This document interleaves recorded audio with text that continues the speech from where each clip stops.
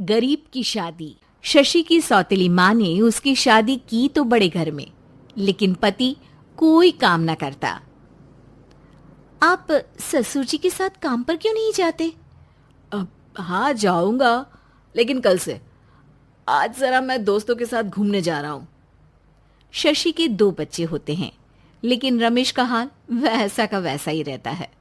एक दिन, सुनिए ना, बच्चा रो रहा है, इसके दूध के लिए पैसे नहीं है। अरे तो पिताजी से ले लो ना। क्यों? अगर आप में कमाने की क्षमता नहीं थी तो शादी क्यों की? तभी घर आई बड़ी ननद बोल पड़ती है। आहा हा हा, तुम्हारी माँ को साफ साफ कह दिया था कि लड़का ना कमाता है ना कभी कमाएगा। हम 4 बहनें हैं इसका ख्याल रखने के लिए, और पिताजी का इतना सारा पैसा, तुम्हें किस चीज की कमी रखी है? लेकिन थोड़े ही सालों में तकदीर बदल जाती है। शशि का ससुराल गरीब हो जाता है। सब बिकने के बाद शशि अपने पति, बच्चे और सास के साथ किराए के मकान में आ जाती है। मैं कोई नौकरी करना चाहती हूँ दीदी। अरे इतने बड़े घर की बहू थी शशि, तुम नौकरी करोगी? नहीं नहीं नहीं नहीं। नहीं करूंगी तो घर कैसे चलेगा? बच्चों को भी तो पालना है ना। तभी शशि का भाई आ जाता है। शशि, ये ले राशन का सामान, किसी भी तरह की कोई भी जरूरत हो तो बताना। भाई, अब मैं नौकरी करूंगी। देख बहन, वैसे तो मैं तेरे साथ हूं, लेकिन हाँ, मैं ये भी चाहता हूं कि तू अपने पैरों पर खड़ी हो जा। शशि को एक प्ले स्कूल में छोटे बच्चों को संभालने की नौकरी मिल जाती है। एक दिन, शशि, मेरे स्कूल को अब तुम संभाल लो। मैं कुछ दिनों के लिए अपने बेटे के पास जा रही हूं। लेकिन प्ले स्कूल अकेले मैंने कभी नहीं संभाला है। अब ये सब मैं नहीं जानती। इतने महीनों में तूने जो देखा, बस पूरे आत्मविश्वास के साथ उसे करना। शशि नीलम के जाने के बाद पूरे 1 महीने उसका स्कूल अकेले संभालती है, और फिर एक दिन आता है जब वो अपना खुद का स्कूल भी खोल लेती है। वाह शशि, तुमने आज मेरा सर गर्व से ऊंचा कर दिया। तुम्हारा यही आत्मविश्वास तुम्हें बहुत आगे ले जाएगा।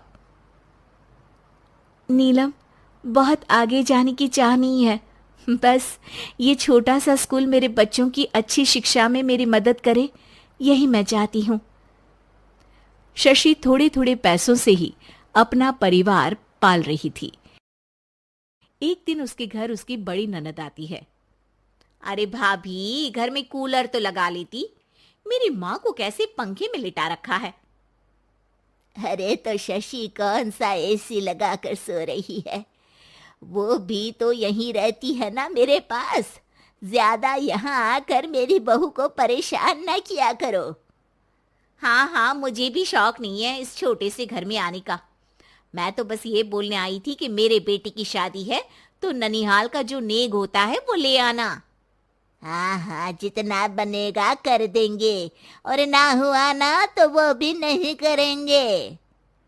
तभी शशि बोल पड़ती है। अरे नहीं नहीं माँ जी, रीटा घर की बेटी है, उसके ससुराल वाले उससे शादी पर पूछेंगे कि मायके से क्या मिला। रीटा, तुम मुझे सामान की लिस्ट भेज देना, मैं पूरी कोशिश करूंगी कि तुम्हारी हर डिमांड को पूरा करे। अच्छा, मैं खाना लगाती हूँ। शशि ये बोलकर किचन में चली जाती है। धीरे धीरे कर शशि किसी न किसी तरह अपनी सारी ननदों की डिमांड भी पूरी करती, बच्चों की ख्वाहिशें भी, और उनकी पढ़ाई के लिए पैसे जोड़ती। एक दिन जब शशि का बेटा 12वीं पास करके आता है। माँ, अब तुझे काम करने की जरूरत नहीं है। मैं अब कोई ना कोई नौकरी करके पढ़ाई भी साथ कर लिया करूंगा। शशि को लगता है कि बेटा और आगे पढ़ाई करे, लेकिन वक्त की मार के कारण वो बेटे को काम के लिए हाँ कर देती है। अब बेटा एक बैंक में चपरासी बन जाता है। लड़का देखने में तो बड़ा अच्छा है, अंग्रेजी भी पटर पटर बोलता है, फिर चपरासी क्यों? लड़का सारी बात मैनेजर को बता देता है। अच्छा, तो मैं तुझे एक मौका देता हूँ। तू यहाँ रहकर दूसरे डिपार्टमेंट का भी काम सीख। अगर तू किसी एक का भी काम अच्छे से सीख गया तो मैं तुझे यहाँ टेबल चेयर में बैठने वाली नौकरी दे दूंगा। लेकिन एक दिन शशि की ननद उसे फोन करती है।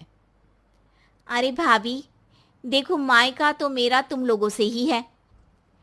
मैंने आपके बेटे और मेरे भतीजे प्रदीप के लिए यहाँ एक नौकरी देखी है, पूरे 5,000 मिलेंगे। वैसे करता ही क्या है, चपरासी ही तो है ना। कोई बात नहीं रीटा, मैं उसे इस शहर के बाहर नहीं भेजना चाहती हूँ। बाकी वो शाम को आएगा तो मैं पूछ लेती हूँ। वहीं प्रदीप मैनेजर की बात से खुश हो जाता है और मैनेजर के काम पर ही नजर रखने लगता है। वो उनकी तरह के पेपर पढ़ता, काम करता और आने वाले लोगों की बातें सुनता। एक दिन बैंक में ऑडिट वाले आते हैं। ये गलत है, पूरी बैलेंस शीट नहीं मिल रही है, कहीं ना कहीं गड़बड़ है। ए मैनेजर, क्या करते हो? बैंक के पैसों का हिसाब सही नहीं है। मैनेजर के पसीने छूट जाते हैं। तभी प्रदीप वहां जाता है। अब क्या मैं ये बैलेंस शीट देख सकता हूँ? अरे बेटा मजाक नहीं, जाओ पानी लेकर आओ एक गिलास। प्रदीप मैनेजर को पानी लाकर देता है और फिर ऑडिटर से कहता है, देखिए सर, मैं आपको बता सकता हूँ कि कैसे बैलेंस शीट को आप लोग गलत तरीके से जोड़ रहे हैं। ऐसा बोलकर प्रदीप एक एक कर सारे डाउट क्लियर कर देता है। अरे हाँ, ये तो पॉइंट हमने देखे ही नहीं थे। गुड, कौन है ये बच्चा? तभी मैनेजर बोल पड़ता है, अब हमारे यहाँ अकाउंट में नया आया है। ऑडिटर के जाने के बाद, वाह प्रदीप, आज तो तुमने मेरी नौकरी बचा ली। और आपने भी तो मेरी नई नौकरी लगा दी, अकाउंटेंट की। बस फिर क्या था, प्रदीप ने एक बार जो सफलता की सीढ़ी चढ़ी, बस चढ़ता ही चला जाता है। फिर एक दिन शशि की ननद, अरे भाभी कैसी हो? घर को तो बड़ा ही सुंदर चमका रखा है। अरे बेटी, कैसे आना हुआ? तू तो इस छोटे से घर में आना भी नहीं चाहती थी। कोई खास काम है क्या?